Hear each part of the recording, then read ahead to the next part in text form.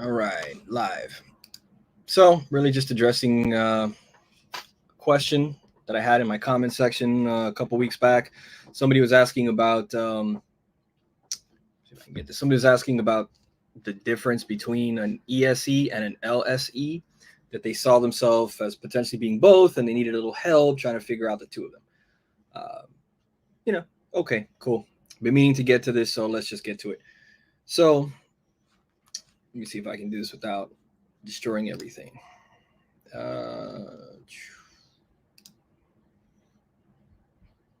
Can I do it, or is this going to be a disaster?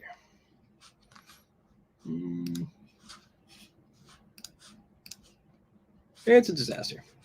Yay! Okay, whatever. Who cares? What's most important? All right, ESE, LSE. First and foremost, the biggest thing is just going to be the dominant function, right? It's the most obvious thing. FE versus TE. So, bottom line, what's an FE dominant individual really going to be good at? What are they focusing in on most of the time? Well, the emotions, the vibe of the room, how people are feeling, how people care about things, etc. And that is always going to take priority. What's the vibe? What's the energy of the room? Do people feel included? Do people feel good, etc.? And this is the reason why your ESEs have always had that reputation as being like the stereotypical grandma. The grandma type is really taking care of everybody, making sure everyone's eating, everyone feels nice, creating that mood. You're looking at like a very Molly Weasley kind of character from Harry Potter, somebody like this.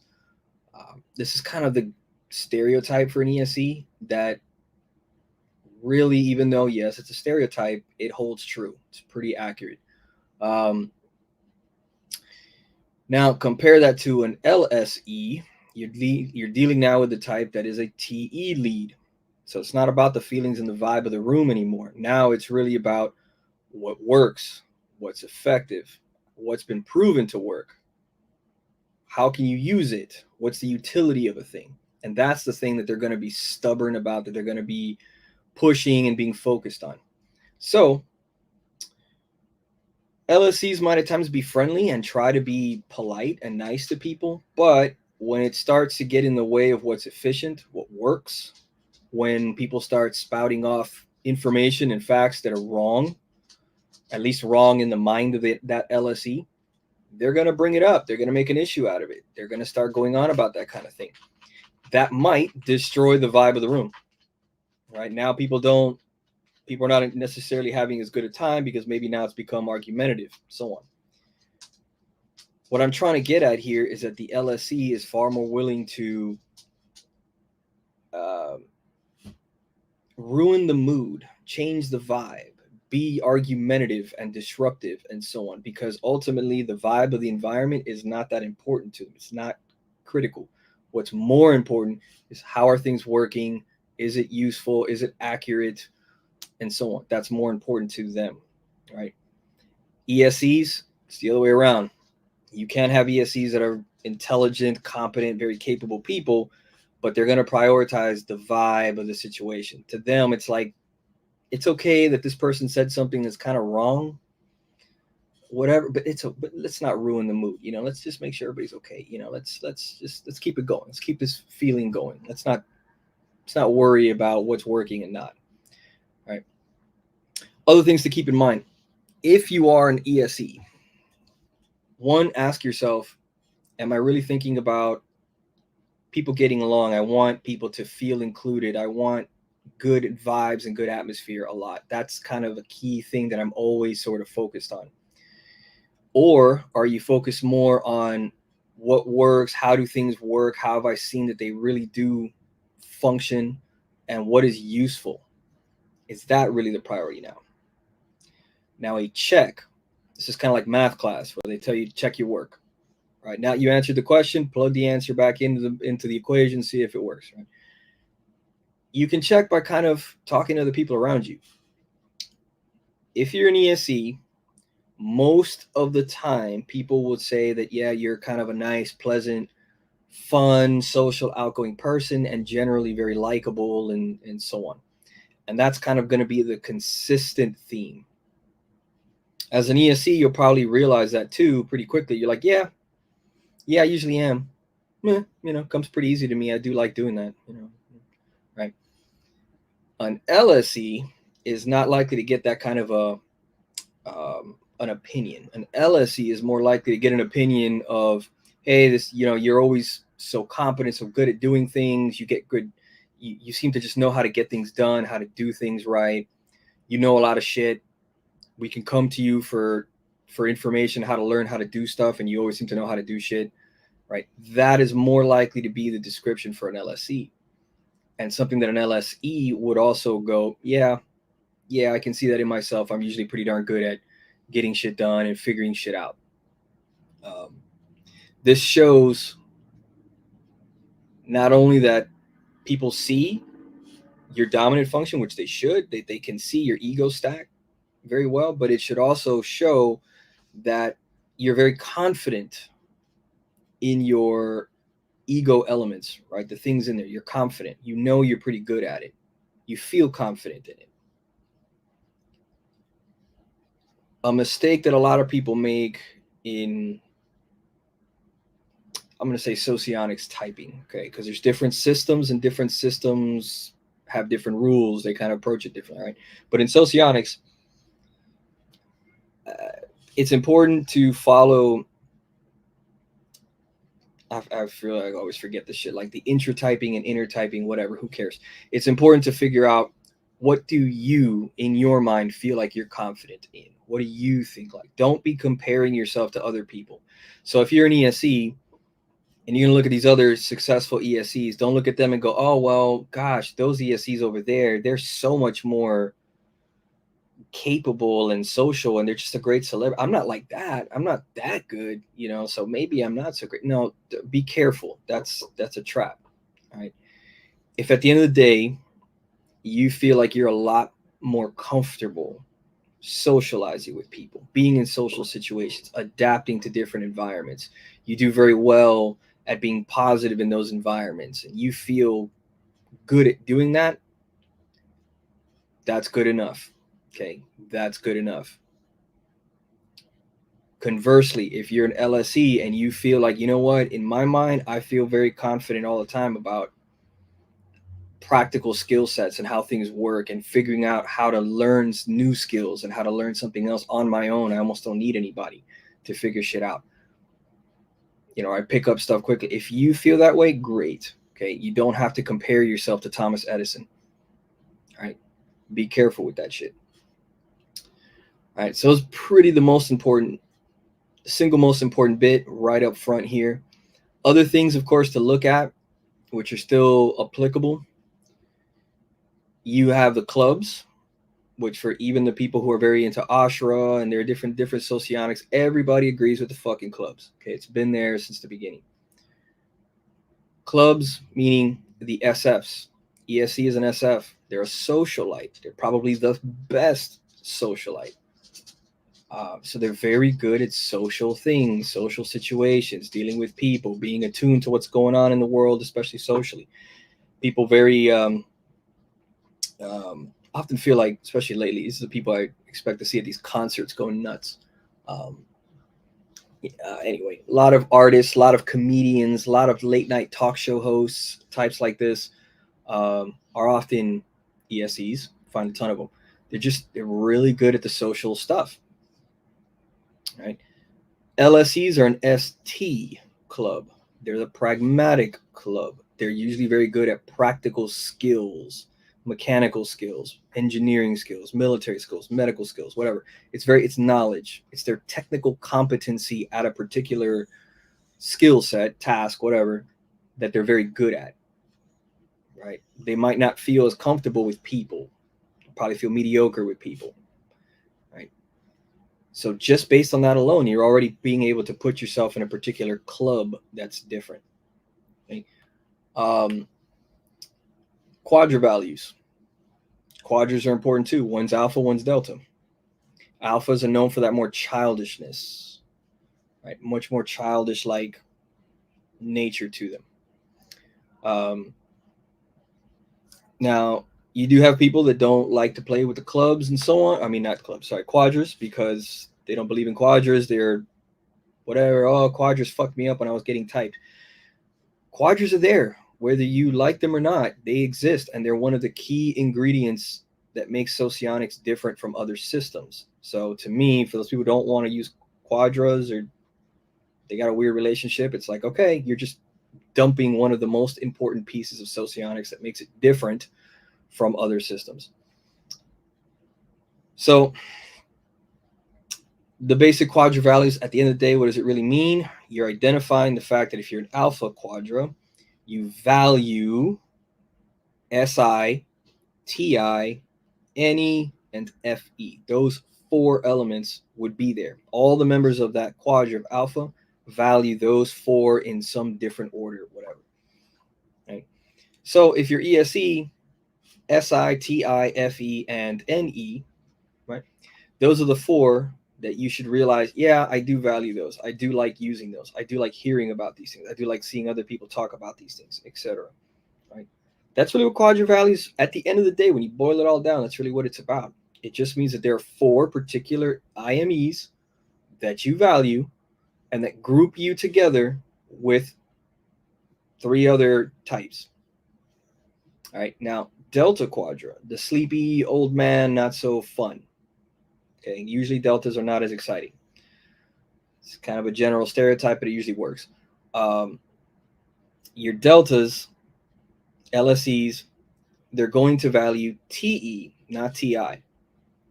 Big difference right there. They value FI, not FE. They're going to value NE and SI also, like the alphas. All right. So really paying attention to that TE versus FI, or TE and FI. Right? That's a big difference. You're looking at types that care a lot more about what's practical, what works, what's useful, what can I learn that's going to continuously keep me learning. LSEs have that mindset of, I want to continuously put myself in a field where I'm always learning what else is new, what's happening, what else can I add to my skill set, how can I improve, how can I make my skills better, how can I make my knowledge and understanding of the topic better, right? Always adding more and more and more stuff. That's TE for you. FI, a lot more concern with your steady, continuous, stable relationships. You're going to assess people's character. What are they all about? Who are they? Do I like them? What's their quality all about? Do I feel like this is a good person that I want to be connected to and I want to stick around with?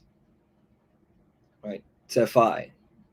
Not FE, which is about the moods and the vibes and so on of the room and the atmosphere.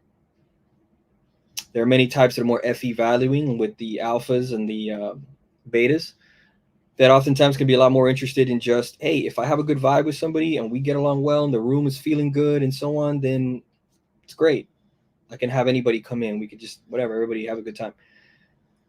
Strong FI leaning types are like, no, I have people that I like and I care about because of X, Y, and Z qualities about them, and not be so interested in other people, outsiders, whatever. Right? So that changes things a lot. So I think at this point that pretty much covers most of it. So if you're like on the fence for ESE and LSE, those are really things to keep in mind. Okay, all that stuff. If there are questions to it, feel free to ask. Like, what else could I look for, or if there's something else you're trying to figure out there. There's always, of course, benefit cycle, things like that to look at, but that's probably a much more advanced thing. In a way, some stuff is more advanced. Looking at the basic dominant functions, pretty basic. Looking at clubs, pretty basic. Quadra values, quadra stuff, I think, in my opinion, it starts getting a little bit more intermediate, advanced understanding of the system. And more importantly, experience level. So it starts getting a little bit harder there.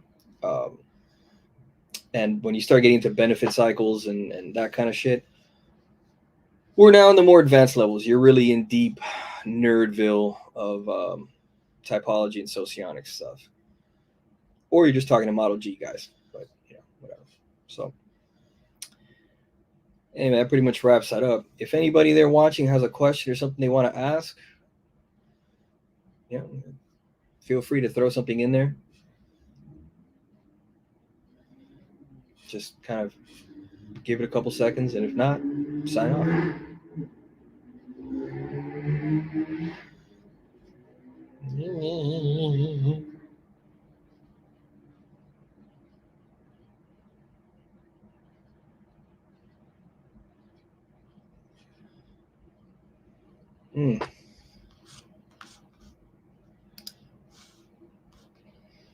So, Wesley, can you talk about the suggestives? What about the suggestives? Why does ESE want TI? Why does LS? I should probably.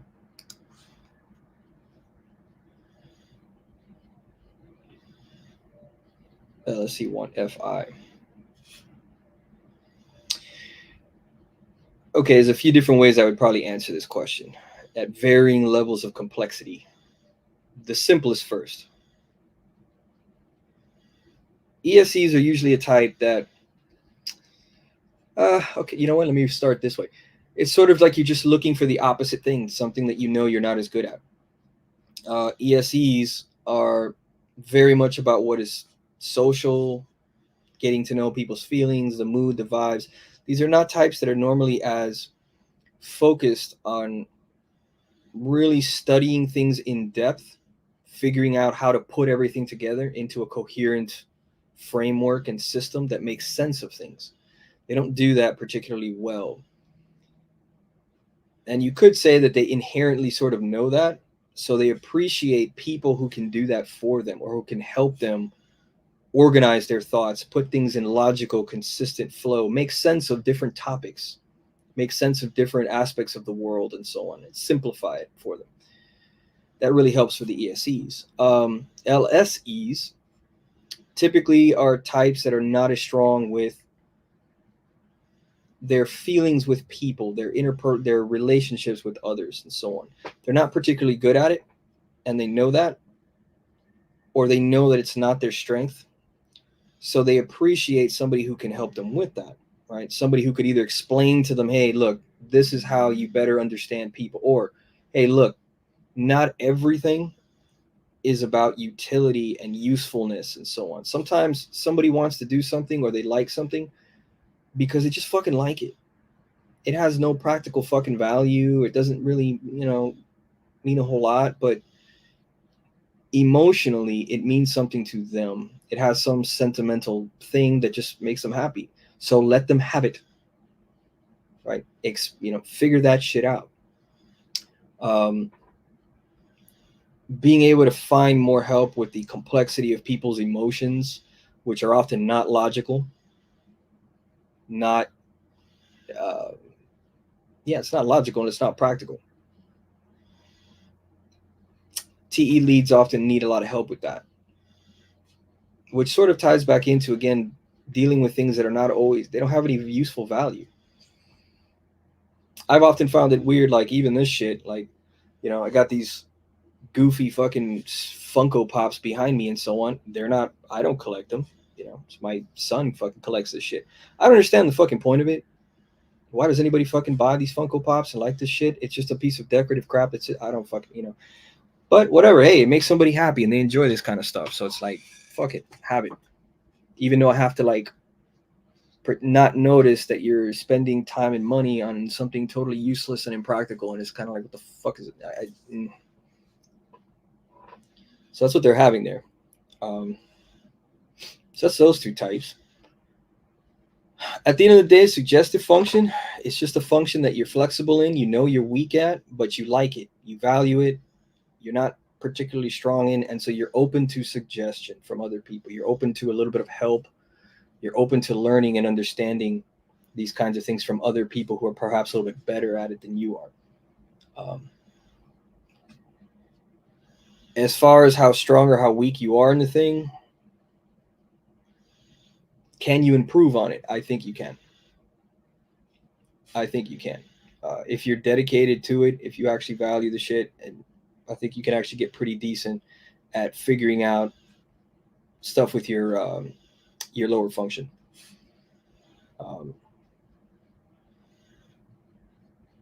When it comes to typing people, in a very pragmatic sense, you should also notice that if you're dealing with one of these types, let's say ESE, you should notice that they're very good socially, very good with feelings, very good at creating the vibes of the room, but they're not very good at organizing and structuring their ideas, at being able to explain how everything works in a nice, coherent manner, and so on. That doesn't mean they can never do that. It doesn't mean that they're stupid. It's just not something that we see very clearly in their personality. It doesn't really manifest itself very well. Likewise, LSEs, you'll probably notice that this is a very practical type, good at ST stuff. They're kind of known for it. They're good at that stuff. Whereas you might not notice that they actually really care about their personal relationships with people, how well they're connecting with people. It's an area of interest to them that might not be very obvious to an outsider looking at them at first. It might take a little while for you to realize how much they care.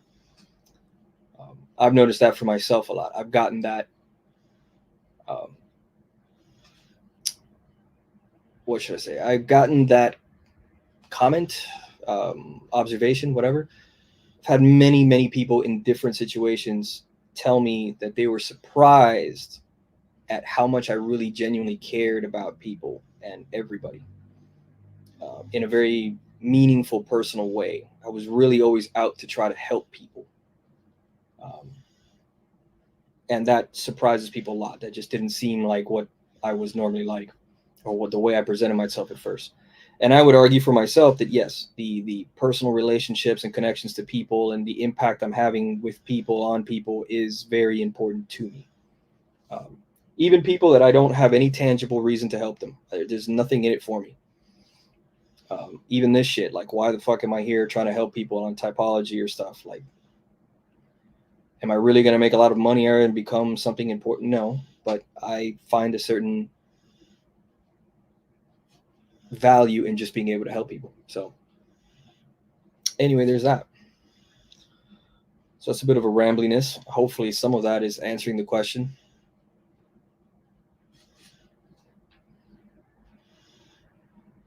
Any other comments, thoughts?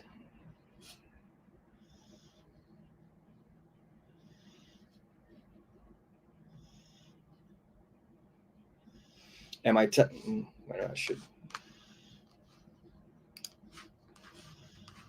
Am I typing as LSE now, or no? No, I'm not. I'm just answering the questions. LSE and LIE are similar in the sense that they both have TE leading and FI suggestive. So they're both kind of similar to these kinds of things. LSE is a type that I normally pay attention to a lot because, well, to me, two of the most obvious typings for me would probably be LSE or LIE. And there's going to be some overlap between the two of them. So anyway, that's why I answered it that way.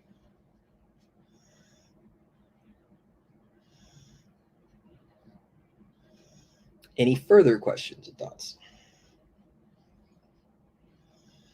And again, for those joining in and wondering why this topic and so on, I was asked by somebody had a comment on one of my particular videos specifically asking for this, so that's why I'm specifically addressing this topic.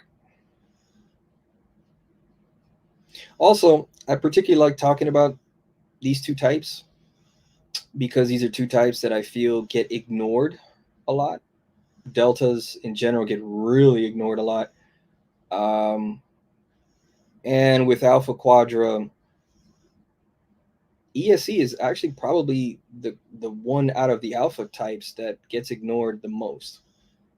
Ironically, being perhaps the most social of the four in there, but they get ignored a lot as well. And there's a shitload of bad stereotypes and stupid stuff that carries over from MBTI or other systems in regards to these two types. So I really like trying to help clarify shit a lot.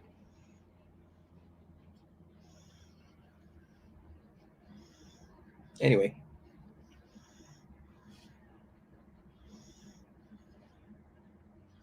Anything more? If not, I'll just sign off.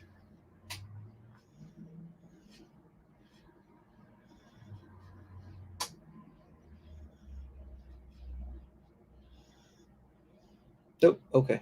All right. Well, hopefully for the commenter or the person asking the question, hopefully this helps. And to everyone else out there, good to see you all. Until next time.